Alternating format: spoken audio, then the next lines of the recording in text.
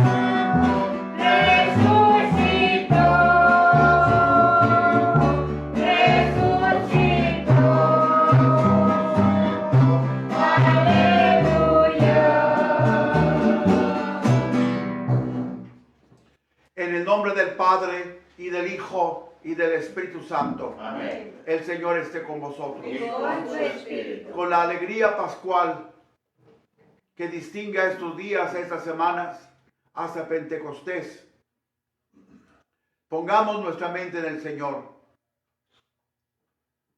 Que nos ayude a superar las tristezas y las incomodidades que ocasionan el famoso coronavirus. Cuánta gente está hablando en contra, en pro, pero tenemos que entender que debe haber normas también. Y no simplemente sacar a relucir lo de free country. ¡Hey! También el free country, para que pueda ser free, debe tener normas. Quítale las normas y se va quitando free. Entendamos, hombre, caray. Entendamos. Señor, ten piedad de nosotros. Señor, ten piedad de nosotros. Cristo, ten piedad de nosotros. Cristo, ten piedad de nosotros. Señor, ten piedad de nosotros. Señor, ten piedad de nosotros. Ya nuestro Dios el alto de los cielos, y en la tierra pasa los morenados. Gloria a nuestro Dios el alto de los cielos, y en la tierra pasa los morenados. Señor, te alabamos, Señor, te bendecimos, todos te adoramos, gracias por tu inmensa gloria. Tú eres el Cordero que quitas el pecado. Ten piedad de nosotros y acepta nuestra oración. Tú solo eres santo, tú solo el Altísimo, con el Espíritu Santo, en la gloria de Dios Padre. Gloria a nuestro Dios del alto de los cielos, y en la tierra pasa los morenados. Gloria a nuestro Dios del alto de los cielos, y en la tierra pasa los morenados.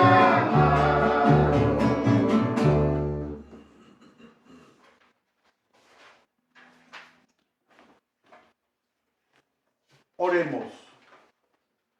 Te pedimos, Dios Todopoderoso, que renovados por los auxilios pascuales que nos han liberado de la herencia del pecado, adquiramos la belleza del Creador celestial. Por nuestro Señor Jesucristo, tu Hijo, que vive y reina contigo en la unidad del Espíritu Santo y es Dios por los siglos de los siglos. Amén.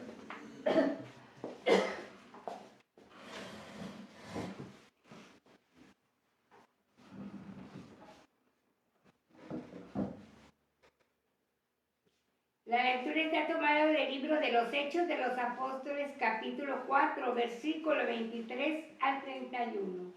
En aquellos días, tan pronto como Pedro y Juan quedaron en libertad, volvieron a donde estaban sus compañeros y le contaron lo que les habían dicho los sumos sacerdotes y los ancianos. Al oír esto, todos juntos clamaron a Dios diciendo: Señor, tú has creado el cielo y la tierra, el mar y todo cuanto contiene por medio del Espíritu Santo y por boca de tu siervo David, nuestro Padre. Dijiste: ¿por qué se amotinan las naciones y los pueblos hacen planes torpes? Se sublevaron los reyes de la tierra y los príncipes se aliaron contra el Señor y contra su Mesías. Esto fue lo que sucedió cuando en esta ciudad se aliaron Herodes y Poncio Pilato, los paganos y el pueblo de Israel, contra tu santo siervo Jesús, tu ungido, para que así se cumpliera lo que tu poder y tu providencia habían determinado que sucediera. Y ahora, Señor, mira sus amenazas y concede a tu siervo anunciar tu palabra con toda valentía. Extiende tu mano para realizar curaciones, señales y prodigios en el nombre de tu santo siervo Jesús. Al terminar la oración, tembló el lugar donde estaban reunidos, los llenó a todos el Espíritu Santo y comenzaron a anunciar la palabra de Dios con valentía. Palabra de Dios.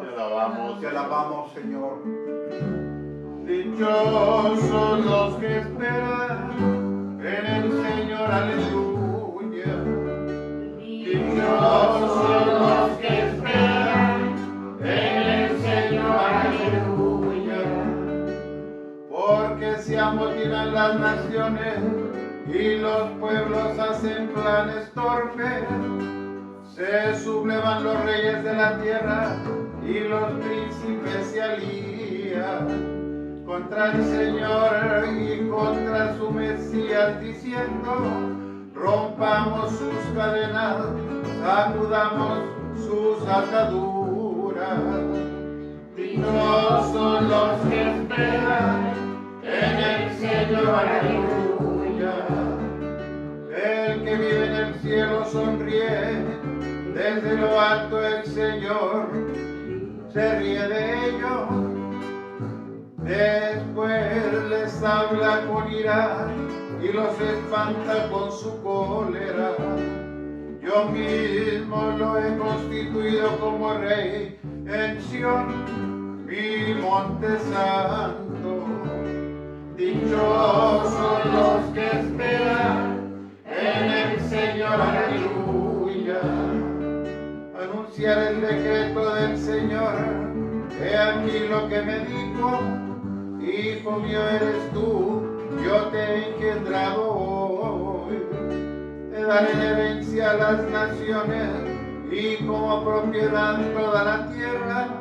Podrás gobernar con cetro de hierro y despedazarlas como jarros.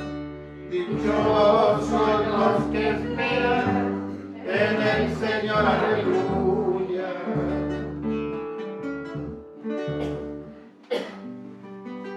Aleluya, aleluya, aleluya, aleluya, aleluya, aleluya.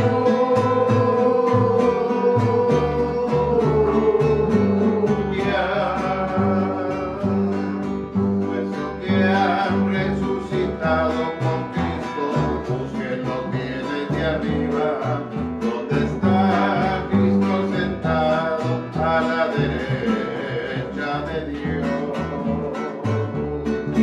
Aleluya, aleluya, aleluya, aleluya, aleluya, aleluya.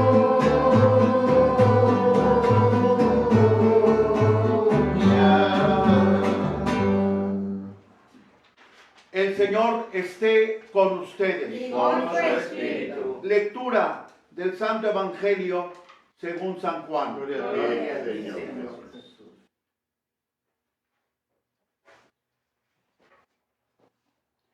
Capítulo 3, versículos del 1 al 8. Había un fariseo llamado Nicodemo, hombre principal entre los judíos, que fue de noche a ver a Jesús y le dijo: Maestro, sabemos que has venido de parte de Dios como maestro, porque nadie puede hacer los signos que tú haces si Dios no está con él. Jesús le contestó: yo te aseguro que quien no renace de lo alto no puede ver el reino de Dios. Nicodemo le preguntó: ¿cómo puede nacer un hombre siendo ya viejo? ¿Acaso puede por segunda vez entrar en el vientre de su madre y volver a nacer? Le respondió Jesús: yo te aseguro que el que no nace del agua y del espíritu no puede entrar en el reino de Dios. Lo que nace de la carne es carne. Lo que nace del espíritu es espíritu. No te extrañes de que te haya dicho: tienen que renacer de lo alto. El viento sopla donde quiere y oyes su ruido, pero no sabes de dónde viene ni a dónde va. Así pasa con quien ha nacido del Espíritu. Palabra del Señor. Gloria a ti, Señor Jesús.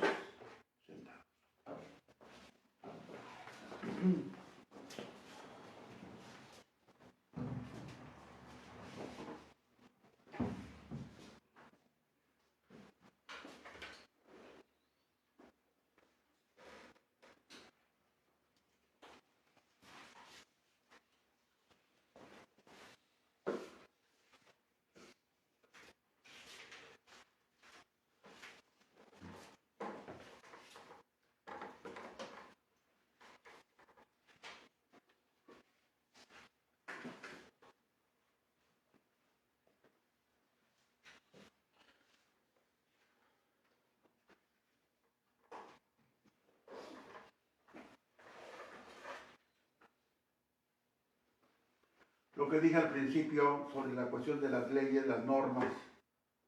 Bueno, pues, veamos que sin normas y leyes, eso sería un desbarajuste, sería una merienda.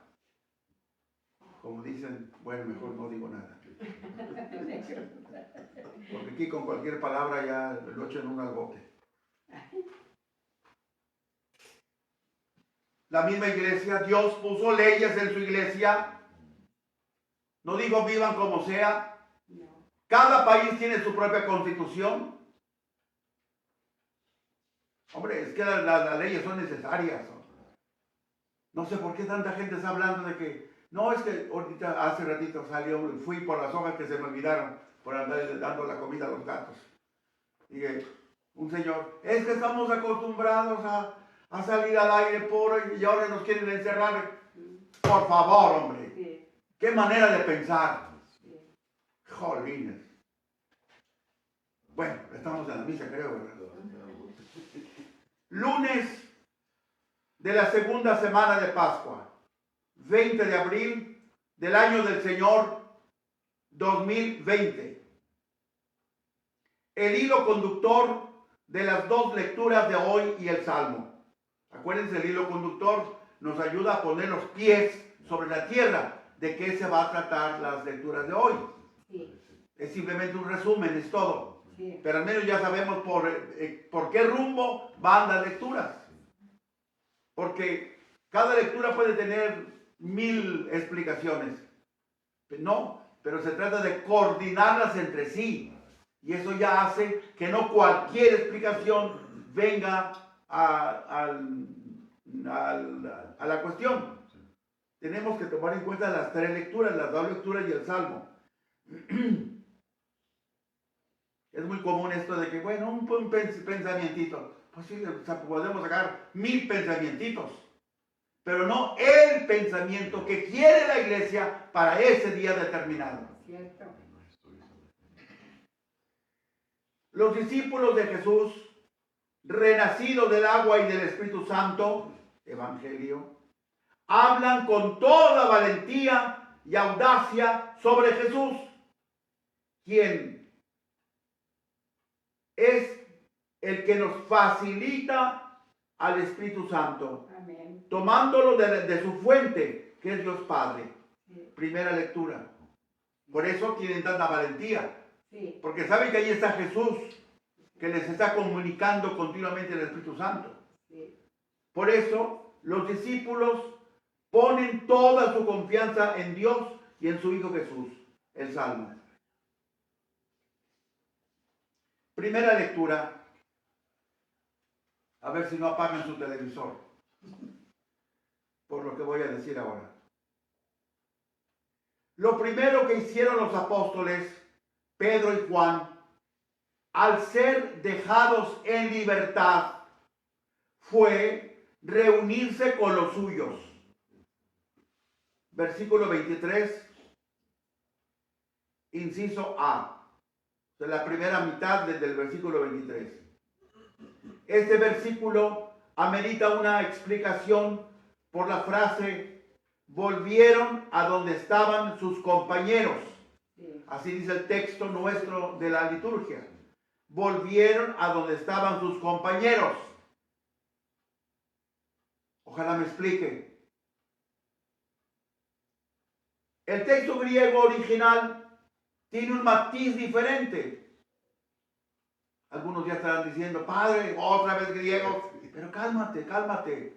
Estás como los que están contra el coronavirus, que ya tienen que salir a jugar fútbol. Qué bárbaro. El texto griego dice, elson fueron pros hacia tus idius, hacia sus allegados, hacia sus íntimos. Fíjense qué diferencia. Sí. Ahí es sus compañeros. Cualquiera puede ser mi compañero, pero no cualquiera es mi íntimo. Allí está la diferencia. En latín, venerunt fueron ad hacia suos, a los suyos. Bueno, todavía tiene el sabor de intimidad, de idius. Nuestro texto litúrgico dice, volvieron a donde estaban sus compañeros. Bueno, vamos a ver, porque esto nos ayuda a formarnos en la mentalidad de la Santa Biblia. Nos ayuda a ser más precisos. Nos ayuda a que evitemos leer la Biblia por encimita. Tenemos que ser más críticos. Amén. En el fondo, ciertamente, cada una de las tres frases, de las tres diferentes lenguas, el griego, el latín y el español, dicen lo mismo, de acuerdo. Pero van a ver que si tendemos a la precisión, vamos a aprender más cosas que no están allí en el texto, que hay que leer entre líneas. Pero la matización de cada lengua es diferente. En efecto, compañeros, como dice la traducción española de nuestro texto, son aquellos que conviven o trabajan con uno, o que aunque no se conozcan, pertenecen a una misma asociación. Esta palabra, compañeros, es muy elástica y no necesariamente implica intimidad. Ese es el detalle. No hay intimidad. No. Compañeros pueden ser todos los que pertenecen a un partido político y sin embargo no tienen nada de intimidad. La palabra latina sus o sui en plural. En latín, este adjetivo o pronombre ya significa los suyos. Es decir, se aplica a alguien más allegado a ti, que ya puede tener algo de intimidad o mucho de intimidad. Al menos alguien a quien se le considera casi como de la familia. ¿Ven cómo vamos viendo las diferencias? Sí. La palabra griega, idios o idius, como está aquí, porque es el caso acusativo. Bueno, en griego, este adjetivo o pronombre llega al máximo de intimidad. Las familias muy allegadas, los familiares muy allegados, los amigos más que íntimos, casi familiares, los parientes de sangre, no parientes políticos, y estos de los de sangre todavía los más allegados. ¿Por qué hago esta diferencia de matices? Porque esta matización nos ayudará a saber a dónde fueron a parar Pedro y Juan y con quiénes se quedaron una vez que fueron puestos en libertad. Aparentemente el texto bíblico no dice a dónde fueron Pedro y Juan, ¿o dice? No dice. Fueron a buscar a los suyos, a los compañeros. ¿Y dónde estaban? No dice quiénes eran los mal llamados compañeros. El texto bíblico sí lo dice, pero entre líneas. Ahí es en donde debe llegar nuestra habilidad mental de leer el texto bíblico. Y eso es lo que hay que saber leer y entender. Pues manos a la obra. Vamos a ver, manos a la obra. Lucas, evangelista y autor del libro de los Hechos de los Apóstoles, ya nos había dado el número de los primeros cristianos de la comunidad de Jerusalén. 8,120. Distribuidos de esta manera, en 3 grupos. Primer grupo, 120, los que se reunieron en Pentecostés. Hechos 1:15. Segundo grupo, los convertidos por el primer discurso de Pedro después de Pentecostés, 3,000. Hechos 2:41. Tercer grupo, los convertidos después del milagro del paralítico de nacimiento, 5,000. Hechos 4:4. Fíjense cómo les preciso con la cita bíblica, Y a veces buscar una cita bíblica, caray, lleva tiempo. Pero lo hago para que vean que con qué precisión yo les quiero presentar las cosas de cada día. Sí, padre. Total, ¿cuántos son? 8,120. El número de judíos convertidos al cristianismo. 8,120.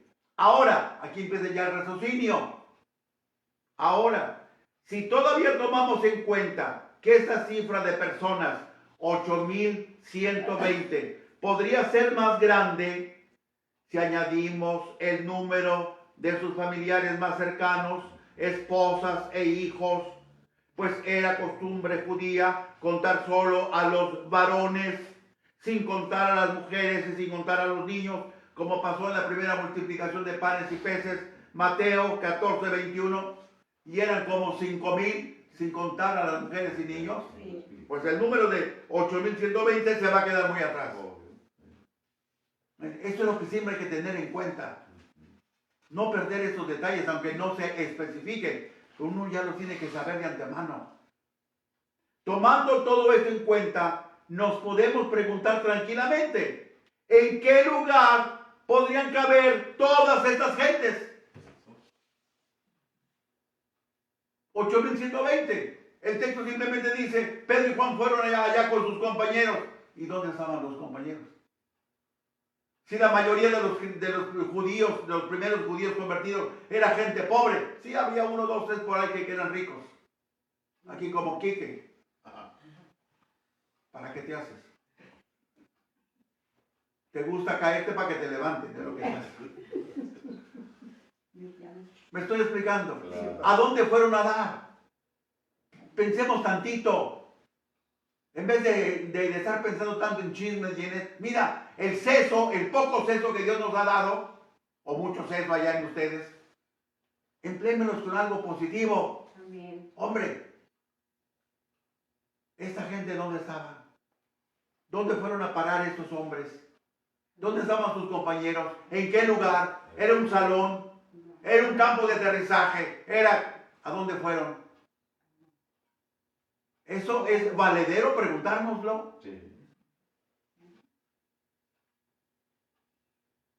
Tomando pues todo esto en cuenta, nos podemos preguntar tranquilamente, ¿en qué lugar podrían estar todos estos compañeros de Pedro y Juan? Los compañeros de los que habla nuestra primera lectura pueden ser muchos y hasta muchísimos.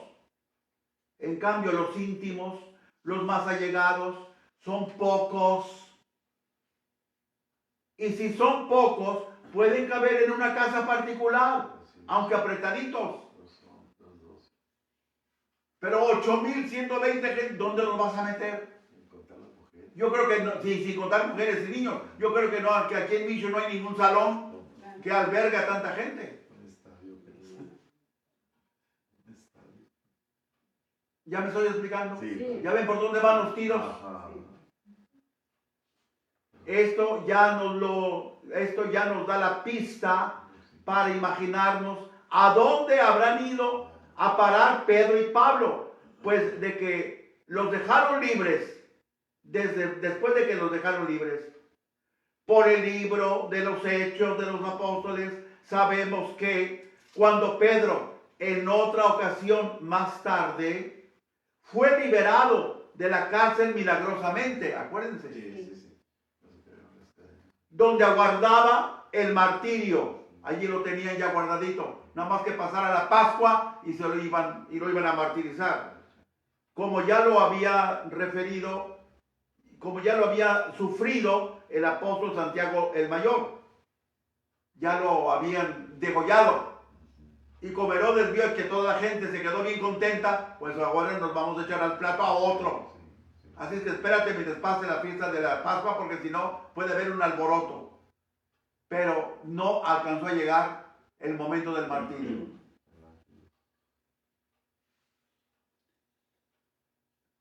Dios lo liberó milagrosamente, esto ya lo sabemos. ¿Qué hizo Pedro una vez que salió libre? Se fue a refugiar a la casa, hogar de María, la madre de Juan, por sobrenombre Marcos, donde se hallaban muchos reunidos en oración. Allá fue a parar. No fue a parar a una concentración de gente en un cine o en un estacionamiento, en un aeropuerto. No, fue a parar a una casa particular. ¿Ven? Y esa expresión no sale para nada aquí. Pero digo, compañeros, oye, 8,120.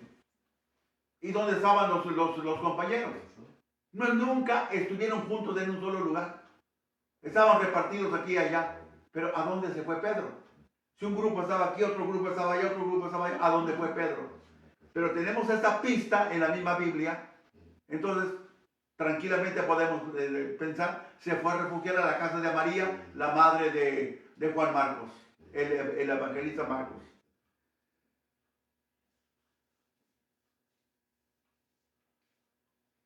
Cuando llegó Pedro a medianoche, lo reconocieron por la voz. Entonces ahí fue a parar. Sí. Si hubiera ido a parar a otro lugar donde se reunían, a lo mejor no lo habrían conocido. No. Lo reconocieron por la voz, le abrieron la puerta, lo cual indica que Pedro era uno de los allegados y de hoy de aquella casa, de aquella familia. Sí. Además, Pedro pidió que le fueran a dar la noticia de su liberación a otro de los 12 apóstoles, al otro Santiago, Santiago el menor, y a los hermanos. Hechos 12, versículos del 12 al 17. ¿Qué les parece? Muy bien. ¿Ven cómo hay que tener que saber leer entre líneas? No estamos inventando nada. No, está así. ¿Y a qué vienen todas esas observaciones? Para que nos convenzamos que la Biblia no se puede leer al trote moche, ni por encimita, ni al ahí se va.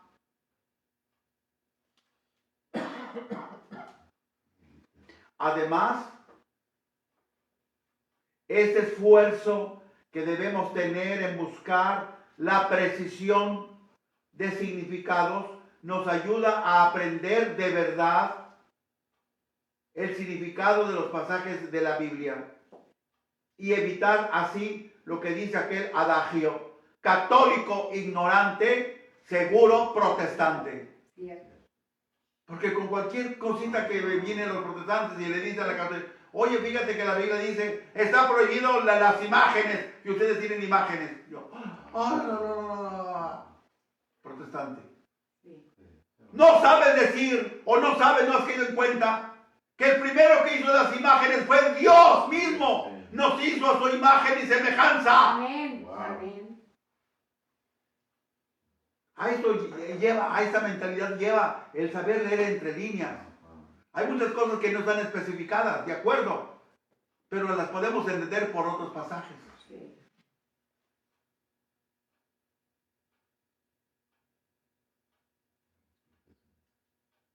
Una vez puestos en libertad Pedro y Juan, y una vez llegados a aquella casa de María, la madre de Juan Marcos, el evangelista, y la comunidad de los más íntimos, los idioi, que quizá sí pudieron haber cabido, aunque apretaditos en la casa de María, reaccionan. Ahora ya engancho con el texto. Reaccionan, pero no para elaborar un proyecto para escapar de la persecución. Señor, que se mueran todos los perseguidores. Sino entregándose a la oración ante la experiencia habitual de la acción de Dios. ¿Cuál es la experiencia habitual de la acción de Dios? Que Dios nunca abandona a los suyos. Amén. En las dificultades. No. No pidieron que se acabara la persecución. Pidieron que les diera valentía para saberla sobrellevar. Sí. Esa oración que hace la comunidad reunida en la casa de María, la madre de Juan Marcos, tiene su centro de gravedad en la cita del Salmo 2, versículos del 1 al 2. ¿Por qué se amotinan las naciones? Y los pueblos hacen planes torpes. Se sublevaron los reyes de la tierra y los príncipes se aliaron contra el Señor, contra su Mesías. Salmo 2, del 1 al 2. El anuncio del Salmo, que es la respuesta a la primera lectura, es el mismo Salmo que los apóstoles citan en el cuerpo de la primera lectura. Este Salmo se repite 2 veces. Se repite en la primera lectura y se repite en el Salmo responsorial. Dada la importancia que tiene este Salmo para esta ocasión. El anuncio del Salmo se va cumpliendo puntualmente en los acontecimientos ocurridos con motivo de la pasión, resurrección de Jesús. No pudieron con Jesús, el perseguido y el mártir del Calvario, pues Dios lo rescató, Dios lo resucitó de entre los muertos. Este a quien ustedes todavía siguen para volverlo a matar, este es mi hijo, vente para acá. Ahora vengan hasta el cielo. A ver, ¿qué van a hacer? Está conmigo, corre por mi cuenta mi hijo. Entonces, esa experiencia que ya la acaban de vivir con la resurrección, los apóstoles dicen, también a nosotros nos va a tener que proteger, porque somos de sus íntimos. Amén. ¿Qué tal? Muy bien, muy bien. ¿Ya ven cómo vale la pena meterse allí? Sí, Claro. sí. Para comprender todo este significado es preciso evocar el pasado de Israel en la cuestión del Salmo. Fíjense, una cosa también interesante. Durante el tiempo de la monarquía, que empezó con Saúl empezó a ser rey el año 1030, hasta el año 587, que fue cuando Nabucodonosor acabó con todo, con Jerusalén, con las murallas, con la nación judía, con el templo. Nabucodonosor también barrió con la familia real y se los llevaron a Babilonia. Y jamás volvió a haber un rey en Israel hasta la fecha. El único fue Jesús, proclamado por Poncio Pilato. Wow. Fíjense por su enemigo. Dios se ríe de ellos. Así es que durante el tiempo de la monarquía, o sea, desde Saúl hasta el último rey, el rey de Judá, fíjense lo interesante, cómo cambian las situaciones. Por eso hay que estar alerta. Las personas que son adictas a las telenovelas, no hombre, no se les pasa ni un pelito. ¿Qué cosa dice el reloj? Está uno viendo el reloj para que no se pase la telenovela.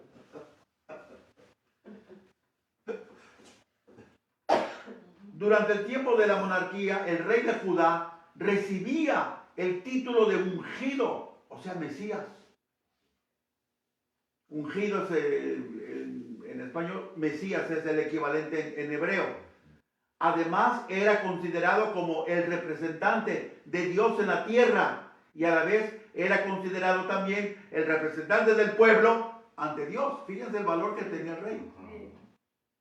Por eso, toda maquinación contra el rey era considerada como una oposición al Señor y como una ofensa al rey mismo y sobre todo como una ofensa a Dios. Desaparecida la monarquía el año 587 a.C., cuando Nabucodonosor, rey de Babilonia, destruyó Jerusalén, la nación judía, las murallas, el templo y se llevó cautiva a toda la familia real de Judá. El Salmo 2, que se refería al rey, fíjense el cambio, el Salmo 2, que se refería a los reyes de Judá, fue interpretado mesiánicamente.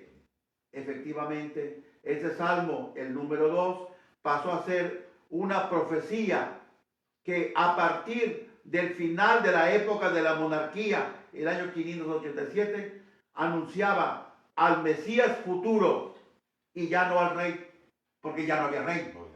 Pero ahí estaba el texto, ahí estaba la palabra de Dios comprometida. Entonces, ¿a quién se refiere ahora? No había otro más que el Mesías. Fíjense, Sí. todo esto hay que tomar en cuenta cuando uno está leyendo la Santa Biblia.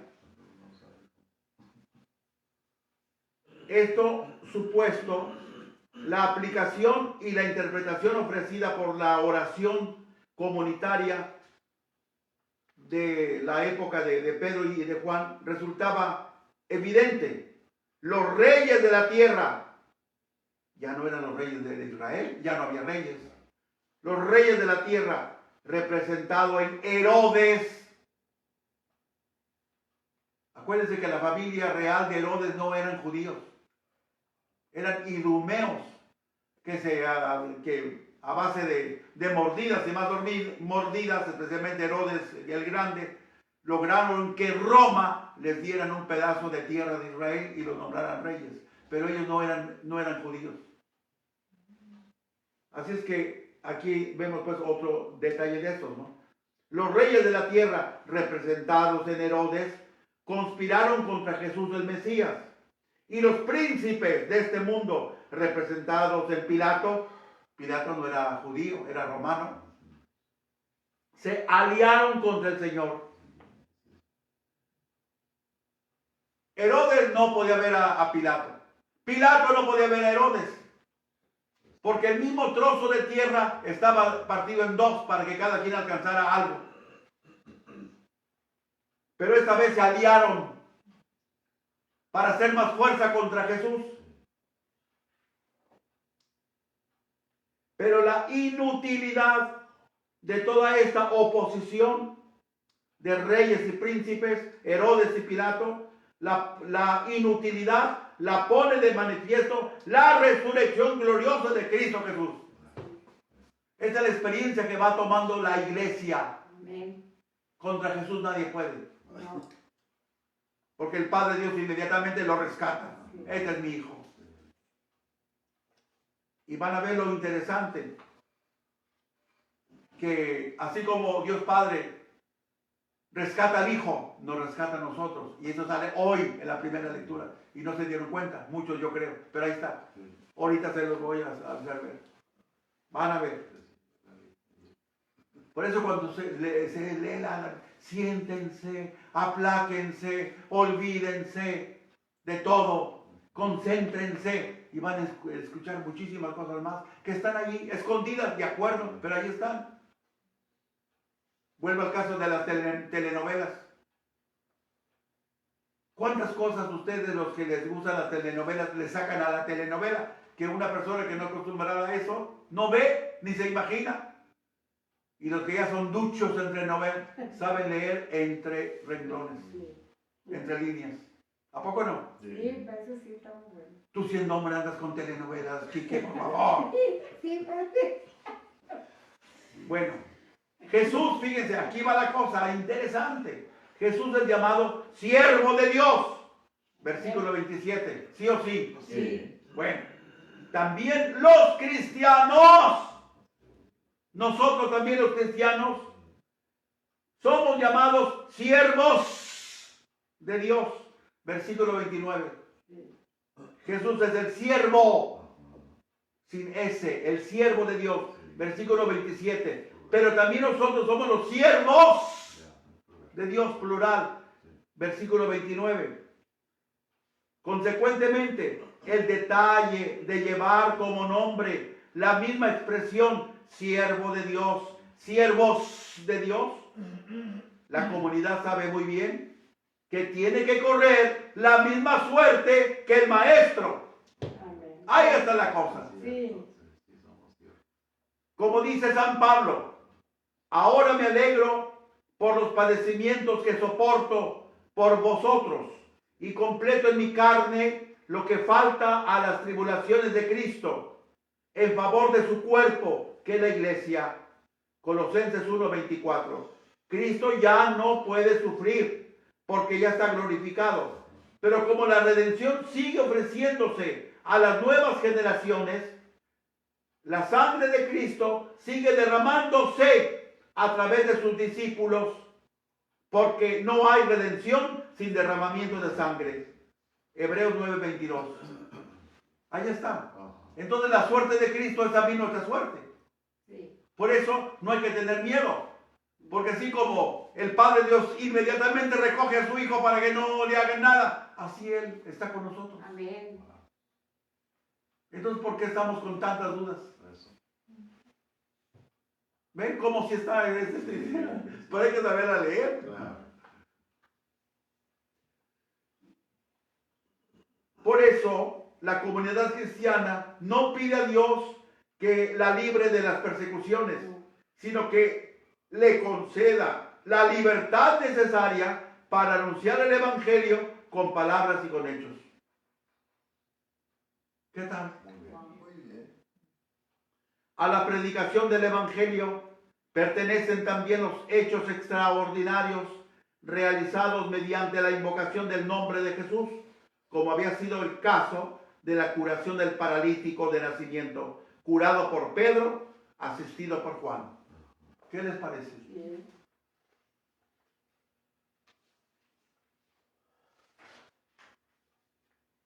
El relato bíblico de hoy termina refiriendo un temblor de tierra. Otra cosa que hay que saber leer. En el lugar en que los idioi estaban reunidos orando. El temblor de la cárcel de Pedro es otro temblor aparte. Este es cuando estaba Pedro y Juan en la casa de María. El otro fue Pedro está en la cárcel. Allá tembló también. Pero ese fue más tarde que esto. Según la mentalidad judía antigua, los temblores de tierra eran las señales de que el Señor aceptaba la petición de la oración. Fíjense ustedes. Bien. El Señor aceptaba la petición de la oración. Por lo tanto, Dios escuchó favorablemente la oración de aquellos primeros cristianos y sigue escuchando nuestras oraciones. Amén. Aunque los temblores de tierra, como el coronavirus, nos parecería más bien un rechazo de Dios a nuestras oraciones o a nuestra conducta. Es que cuidado. Y no es así. Antes de que se me olvide, hoy en la madrugada, en uno de los canales del principio, yo no me fijo en los canales, yo tengo que estar viendo por la cuestión de los ojos, porque se me cierran, luego para que se me vuelvan a abrir pasa hora y media. Bueno, un interlocutor muy famoso, haciendo preguntas a un ministro protestante, ¿cómo conllevan ustedes esta situación del coronavirus? No, pues nosotros les decimos a la gente que mañana va a amanecer bien bonito, el sol va a brillar y es la que viene. ¿Esa es una verdadera respuesta a un problema de esa magnitud? No, no es. Jamás de los jamases este Señor hizo referencia a que la suerte de Cristo es nuestra suerte. Sí, amén. Porque el interlocutor que le estaba haciendo las preguntas al señor ministro, le dijo, bueno, ¿y por qué tanta gente buena tiene que estar sufriendo lo del coronavirus? No, pero es que yo no les decimos que sean optimistas, que esto va a cambiar pronto, que no, señor, déjate de poesía. La razón es que la suerte de Cristo nosotros la tenemos que llevar también. Amén. Sufrir. Él es el siervo, nosotros somos los siervos. Mira, lectura de hoy. Amén. Por eso los apóstoles no piden, Señor, líbranos de la persecución, sino danos las ganas para seguir luchando en la persecución. Amén. Sí. Es igual como una pareja que después de un X tiempo ya no se hallan. Señor, te pido que le mandes un ataque al corazón a este fulano. Y palo, ahí va a caer. Ya me liberé de las... No.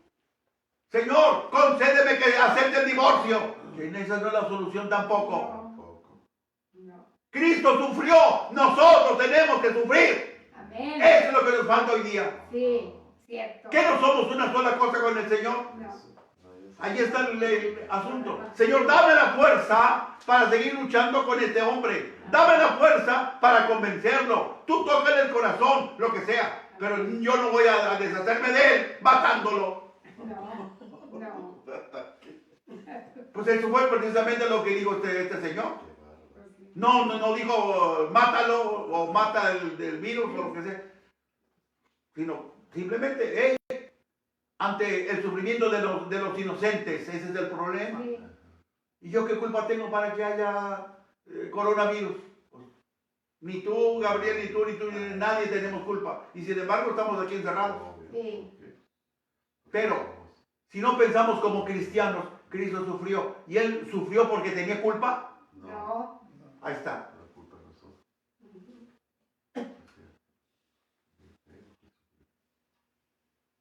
¿Cuántas cosas tenemos que afinar en nuestra vida cristiana? ¿Cuántas cosas tenemos que afinar en nuestra vida cristiana?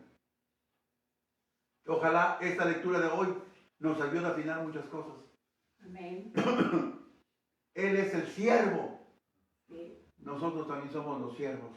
Sí. Siervo de Dios, siervos nosotros. Él sufrió siendo el Hijo de Dios. Pues, ¿qué se espera de nosotros?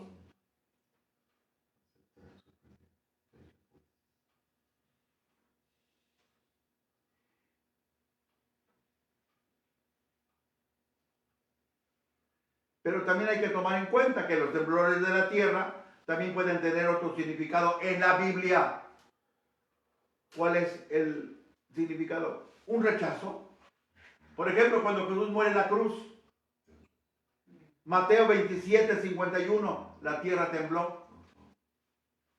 Otro pasaje bíblico del Nuevo Testamento, cuando el Señor liberó a Pablo y a Silas en Filipo, en la cárcel de Filipo, los liberó de la cárcel con un temblor de tierra. Sí.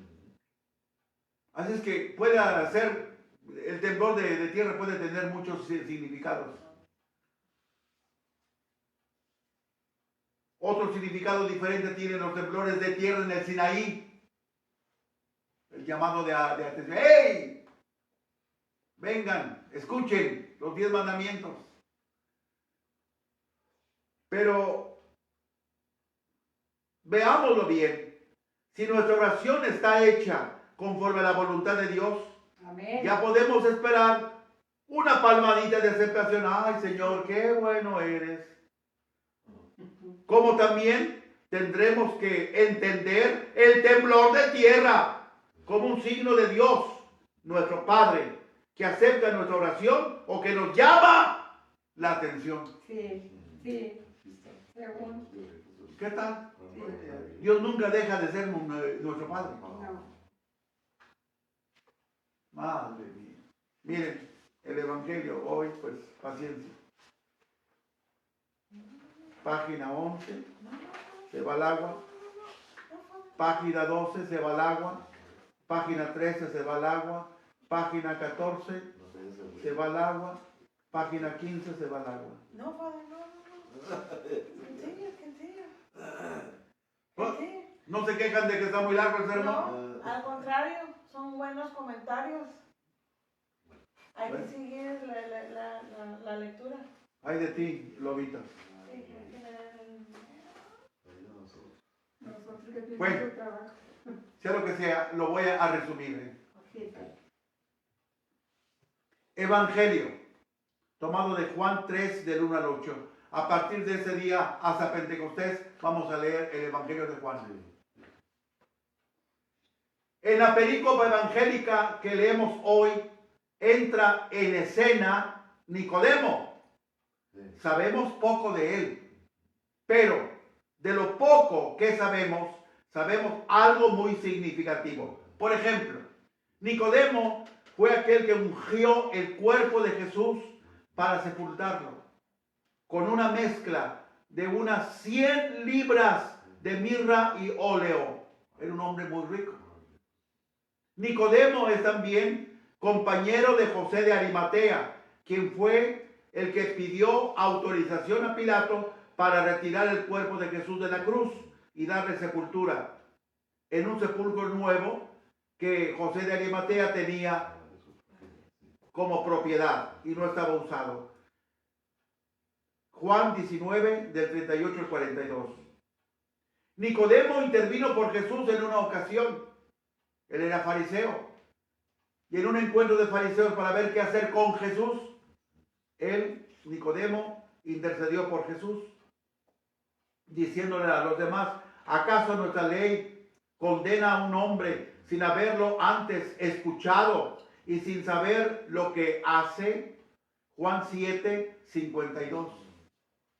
Nicodemo, fariseo y príncipe de los judíos, como dice Juan. Arjón, es decir, también era miembro del Sanedrín. Era un personaje. Lástima que no sabemos más cosas de él. Bueno. Este pues es el que va de noche a ver a Jesús. Señor, a ver, aquí entre tú y yo, aquí hazme un milagrito, mire, estamos solos, es de noche.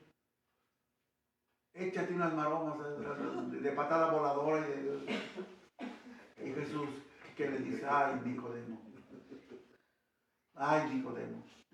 hay algo mejor que un milagro, el que tú, infeliz, llegues a ser hijo de Dios. Amén. Amén. Sí. ¿Qué tal? Y tú pidiendo un milagrito, Sí, no. como nosotros: ay, Señor, que se me enderece el juanete, que el molinillo se ponga en su lugar. Oye, ¿qué tonterías pides? Bueno, así somos los católicos sonsonacos. Nicodemo es un hombre de buena voluntad. Sí, es un hombre de buena voluntad, pero es un tarado. Está dispuesto a aceptar el punto de vista de Jesús. Por lo menos Nicodemo reconoce que la actuación de Jesús corresponde al de un enviado de Dios. Porque este tío, haciendo tantos milagros y continuamente está diciendo que él es el enviado de Dios, pues tiene que ser. Nicodemo era pues un hombre sin prejuicios, un hombre con inquietudes, sin prejuicios. El resto de sus compañeros, los fariseos, todos prejuicios para ver cómo atrapar a Jesús y matarlo. Él no quería eso, al contrario, lo defendió. La cita que les puse. Nicodemo, como buen judío, giraba su pensamiento y sus inquietudes en torno al tema del reino de Dios. Miren, entre paréntesis, una cosa rara. En el Evangelio de Juan 2, 3 veces creo, de las máximas, se habla del reino de Dios. Esa era una expresión típica de Mateo, Marcos y Lucas. En cambio, más bien, el Evangelio de Juan se habla de la vida eterna, que es el equivalente en Juan, en el vocabulario de Juan, la vida eterna al reino de Dios. En Mateo, Marcos y Lucas, los sinópticos. Bueno, aquí sale el reino de Dios. Pues las preguntas que le planteó a Jesús giraban en torno a este tema, el reino de Dios. Las especulaciones judías en torno al reino de Dios no llegaron a buen punto. Todo el mundo hablaba del reino de Dios, pero nadie vivía preparándose para el reino de Dios. Como tanto católico hablan del divino corazón de Jesús, hablan y a la hora de la hora viven como si no existiera Dios. ¿Cómo no tantos políticos que hablan de que nos entregamos al pueblo y estamos por el pueblo mientras el voto está allí? Pero luego por acá, por las espaldas, hablan a favor del aborto. ¿Quién les entiende? Las especulaciones judías en torno al reino de Dios no llegaron a buen punto. Sí, querían el reino de Dios, pero no vivían preparándose para recibir el reino de Dios, para entrar en él. Les dice Jesús, es necesario nacer de nuevo. Hay una expresión que nosotros usamos mucho, ¿verdad? Ni aunque lo vuelvan a amasar, se compone. Esto es lo que está diciendo Jesús aquí. Nicodemo, estás pidiendo hasta lo que no. Lo imposible casi. Hay que volver a nacer. Porque así como estás hecho, estás más feo que el padre Castillo. Es la afirmación central de este diálogo entre Jesús y Nicodemo.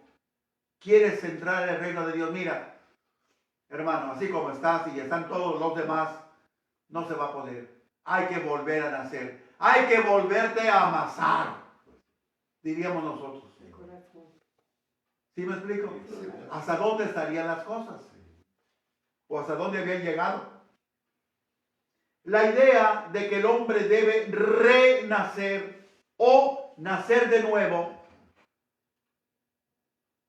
al entrar en una nueva religión o en un nuevo sistema filosófico no era desconocida en la antigüedad y no era exclusiva de Israel. Por ejemplo, hoy diríamos que se necesita un cambio de mentalidad.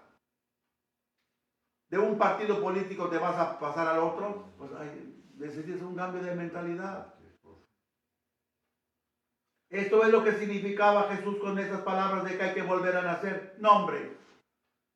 Él significaba algo más profundo en la expresión volver a nacer.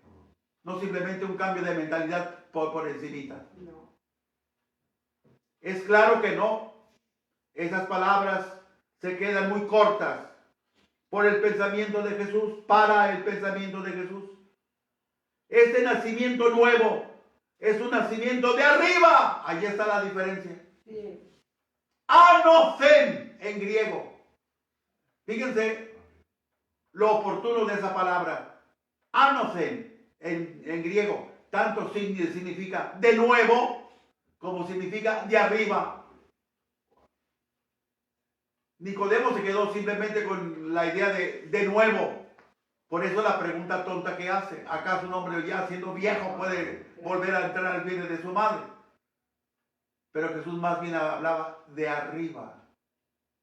Hay que llevarte al cielo para amasarte en el cielo. Con los moldes del cielo. Amén. Para que luego puedas entrar al cielo. Anocen. A-N-O-T-H-E-N. De nuevo, de arriba. Versículo 3. Nacimiento de arriba. Consecuentemente, de nuevo. Si es de arriba, consecuentemente tiene que ser nuevo, sí o sí. Claro. Porque nadie nacimos arriba. En el cielo. Todos nacimos aquí en la tierra. Sí. Nacimiento de arriba.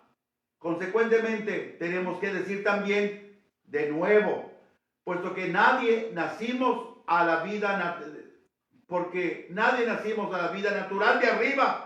Allá no hay vida natural de arriba. Allá es sobrenatural. El nacimiento de arriba es posible. Fíjense porque es una delicia esto. El nacimiento de arriba es posible porque lo ha posibilitado aquel que es de arriba. Amén. Juan 3:31. Y no quería leer. Que vino a la tierra. El de arriba vino a la tierra. Y con él nos vinieron todas las gracias necesarias para salvarnos. Amén. Juan 1:14. Y el Hijo y la palabra de Dios se hizo hombre. Pero en la palabra de Dios vino todo lo necesario para salvarnos. ¿Qué tal? Muy bien. Así es que es posible que nosotros estando en la tierra nazcamos de arriba, si es posible. Porque el que vino de arriba, que es Jesús, él mismo dijo, yo soy de arriba. Entonces, él trajo a la tierra lo de arriba. Entonces no hace falta que vayamos arriba para nacer de arriba. Aquí abajo podemos nacer de arriba. Pero con lo que trajo Jesús, Amén. que es el bautismo cristiano. Sí. ¿Qué tal? Muy Wow. bueno. Muy bueno, Padre. Precioso. Ya lo había anunciado el evangelista Juan en el prólogo de su evangelio. El nacimiento de la carne y de la sangre, que comprenden todas las posibilidades humanas, es totalmente insuficiente e inadecuado en orden a la pertenencia del reino de arriba. Entonces, nadie nos espantemos. Entonces, tengo que ir al cielo a nacer de arriba, luego volver a bajar a la tierra y luego esperar otra vez ir al cielo. No. Ya nos lo adelantó Jesús. Amén. Porque él siendo de arriba, se trajo todo lo de arriba abajo. Amén. Y ahora estamos en lo de arriba, aunque estemos abajo. Sí. Amén. Wow, Bueno, digan, Padre. wow. Muy bueno. Dios mío. No basta la esperanza, ni la expectación, ni el deseo del reino de los cielos, como tanta gente. Ay, un día ya estaremos. Ay, ya estás, hombre, tonto, y no te has dado cuenta. Es imprescindible la presencia del Espíritu Santo, que a través de Jesús entra en escena como un agente regenerador. Esto es lo que nos trajo Jesús. Evangelio de ayer, Jesús sopló sobre los apóstoles, recibí del Espíritu Santo. Y el hombre mediante la fe debe aceptar lo que ahora se le ofrece, la inserción en Cristo Jesús. Amén. Nuestra inserción en Cristo Amén. Jesús. Amén. Para que la vida eterna Sí. que está en el Hijo fluya hacia el creyente. Amén. Porque si no estamos injertados en Jesús, Nada. la vida no va a llegar a nosotros, la vida eterna, la vida del Padre. Cierto. Y si llega, es que estamos injertados en Jesús. Amén. Porque Él se trajo todo lo del cielo. Se trajo hasta la misma vida del Padre. Porque siendo el Hijo, tiene la vida del Padre. Porque si no la tuviera, no sería el Hijo. No. Por eso es el Hijo único. Para que no hubiera chanchullos o dudas. Este sí la trae, el otro no la trae, este la trae a media. No. Es el Hijo único. Punto. Este nuevo orden de existencia está más allá de las posibilidades humanas.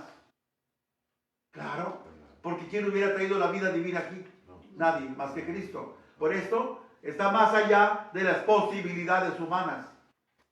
Ese nuevo orden de existencia es un regalo de Dios al hombre. Amén. Y aún así no queremos aceptarlo. ¡Es regalo! Amén. Dios no nos lo está vendiendo, es regalo. Amén. Entonces, ¿por qué no llevas a tu niño a bautizar? Sí. Es un regalo Amén. de Dios, no de pericos de los palotes, es regalo de Dios. Y tú dices, no, porque los compadres que yo escogí están en Alaska y todavía hay mucho hielo. Se puede dar un resbalón y la comadre se va a quebrar la cabeza. Pues que da quiebre, la infeliz fulana. ¿Me explico? Ahora, si ya saben que el chiquillo viene a los 9 meses, Pues prepárense ya, padrinos y papás. Vengan a las pláticas para que el chiquillo se bautice cuanto antes. Es un regalo. Y tú todavía te das la importancia de, a ver, la carne asada. Lo que nace de la carne es carne, dice el Evangelio de Juan. La carne, en la mentalidad hebrea, indica, por supuesto, toda la persona humana. Al hablar de carne hablamos de sangre y hablamos de alma humana incluso, según la mentalidad hebrea. En cambio, el que nace del Espíritu es Espíritu. Es decir, solo cuando el Espíritu de Dios toca al hombre, crea en el hombre, una especie de personalidad nueva. Amén. Gracias a la cual es capaz de responder a Dios y de decirle, sí, quiero estar contigo en el cielo por toda la eternidad. Amén, amén. Sí. Pero primero tenemos que ser tocados por el Espíritu Santo. Amén. Sí. Él es el que nos nivela, el que nos pone en el nivel. Sí.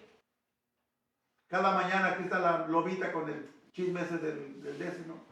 Y está, y le pone, el día hace para acá, el día hace para allá. Yo creo que lo estarás nivelando, ¿no? Bueno, ese es uno de los papeles del Espíritu Santo. Nivelarnos a la altura de Dios Padre y del cielo. Amén.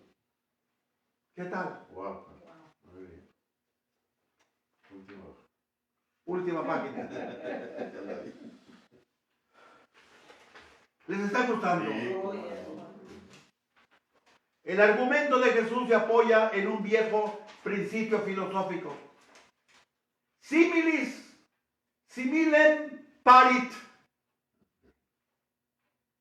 ¿Entendieron? Oye, ya les he hablado 1000 veces en latín y en griego y hebreo. No se parecía a nada. Traducción. El semejante engendra algo semejante a sí mismo. Pues sí, obvio.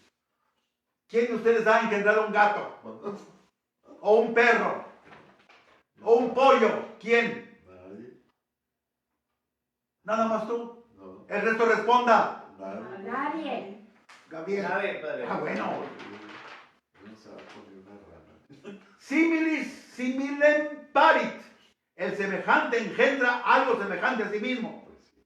Sí. Lo engendrado, otra manera de traducirlo, lo engendrado es de la misma naturaleza del que engendra. Sí. En la carta a Tito 3:5, el bautismo es llamado renacimiento. Wow. Pero ese re no es un doblete. Cristo, el Hijo de Dios, nació, nosotros también nacemos como hijos de Dios. Amén. Qué bonito. Amén. Jesús habla de los dos elementos esenciales del bautismo. El agua, primer elemento, con todo su simbolismo de purificación, pero de purificación profunda que elimina el pecado, la mayor contaminación que asfixia el corazón humano. Acá estamos hablando de la contaminación que ayer aprendí una cosa, también en la tele, que Los Ángeles, en California, es la población que más petróleo tiene en el subsuelo. ¿Es cierto? Sí, padre. ¿Tú que eres californiano? Sí. Sí, pues él siempre habla de California. Fíjense, la ciudad que más petróleo tiene en su territorio de ciudad. Digo, wow. Madre mía, ¿y esto a qué vino? Ah, porque están hablando de asfixia. Hablan de asfixia, no, pero no quieren que les quiten los pozos, porque se les acaba la papocha. Entonces, ¿quién te entiende, hermano? ¿Quieres jauja? La jauja no existe aquí en esta tierra, hombre. Así es que el agua, con todo su simbolismo de purificación, pero de purificación profunda, que elimina el pecado, la mayor contaminación que asfixia el corazón humano. Habla de contaminación ambiental. ¿Y cada cuándo te vas a confesar? ¿Cuándo te vas a casar bien por la iglesia para que no vivas en pecado mortal? ¿Cuándo vas a dejar a tus queridos o queridas para que no vivas en pecado mortal? Y si te quejas de asfixia acá. Estamos locos los seres humanos. Bueno, el otro elemento esencial del que habla Jesús en el bautismo, el Espíritu Santo, señores, que es quien da eficacia al agua purificadora en orden al nuevo nacimiento, que es el que viene de arriba, Anosen. ¿Cuánta gente nada más se fija en el agua y es todo? Recién llegado yo aquí, al glorioso valle. Bueno, ya había estado yo antes en Raymondville, pero aquí a Mission, que fue la primera parroquia estable donde yo estuve. Cuando todavía había mucha gente que iba a los trabajos. En aquellas camionetas tapadas, ¿no? ¿Cómo se llamaban? Campers. Campers. Sí, camper. Ya en la tarde, ya al final, llegaba un muchacho joven. Me acuerdo de ese hecho, no más fue el único, sino muchos, pero me acuerdo de ese hecho. Un muchacho jovencito, con su niñito recién nacido. Padrecito, bautícemelo. Ya me están esperando desde una hora, ya vamos a salir. Bautícemelo. Dije, oye, pero espérate. Esto no se trata de senchila ni otra. Esto hay que preparar y hay que... No, pues mire, yo ya no quiero tanta ceremonia, que no es la ceremonia. Mire, padrecito, nomás échale el agua ya. Eso es lo que pienso. Dije, es lo que quieres del agua. Mira, allá a la salida, porque yo viví en una mobile home, allí en la salida de ahí enfrente, hay una llave donde se enchufa la manguera para regar acá, y ahí mira, mete el chiquillo, ábrele y ya está. Porque lo que quieres es agua.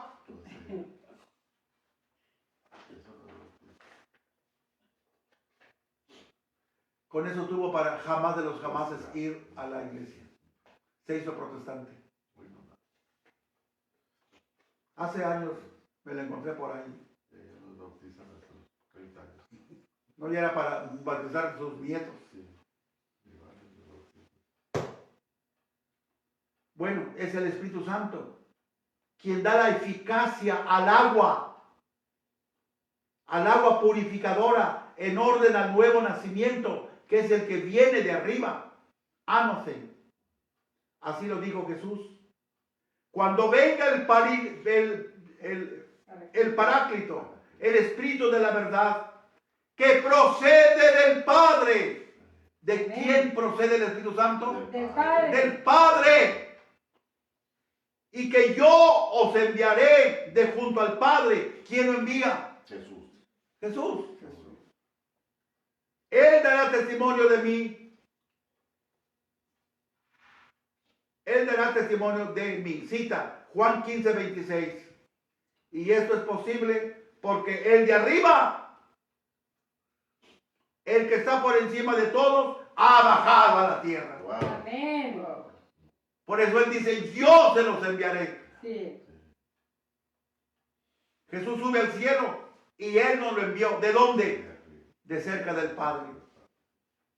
Ya ven toda esta maraña de cosas que salieron de repente de los protestantes, de todo el mundo poniendo las manos encima del otro y que el Espíritu Santo ahí te va atrás, siéntate porque te puede tumbar y quedar.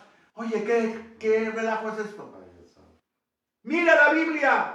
Cuando venga el Paráclito, el Espíritu de la verdad, que procede del Padre. Amén.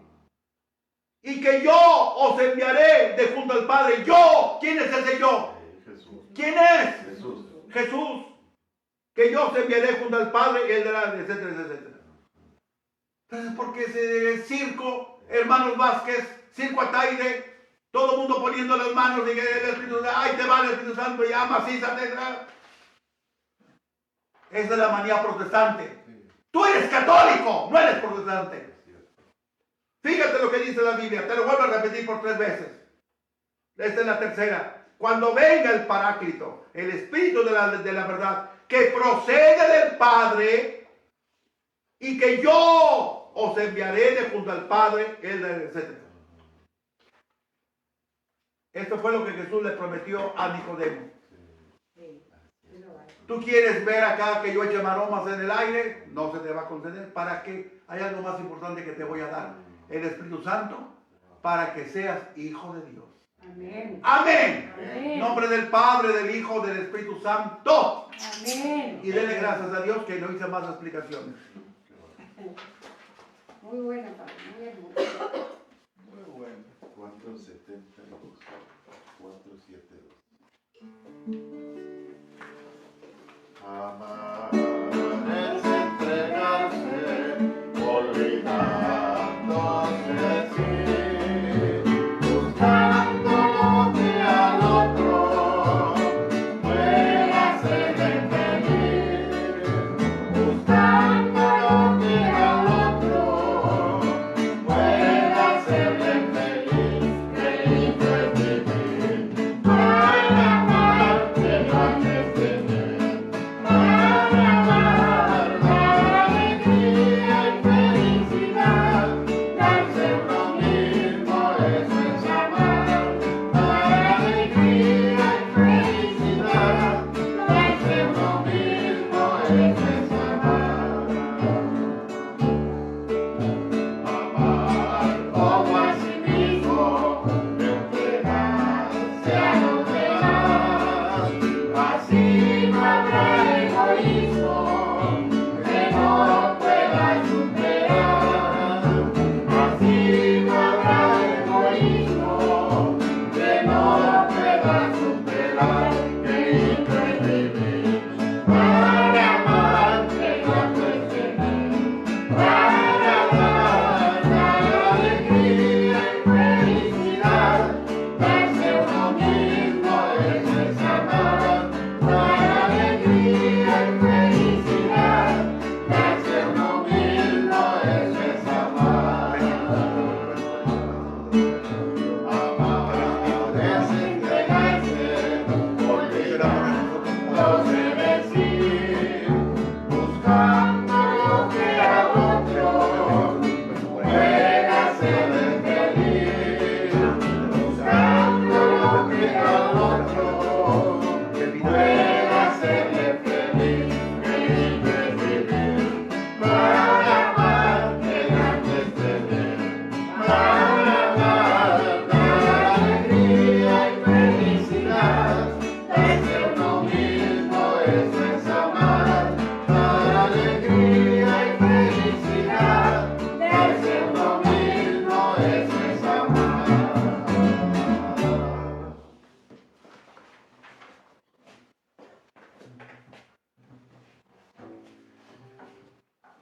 A lo largo de la misa pidámosle al Señor, especialmente en la comunión, que nos convenza, que nos ayude a convencernos, que si ya tenemos al Espíritu Santo, porque Jesús nos lo ha entregado, no tenemos que tenerle miedo a practicar nuestra religión frente a todo mundo.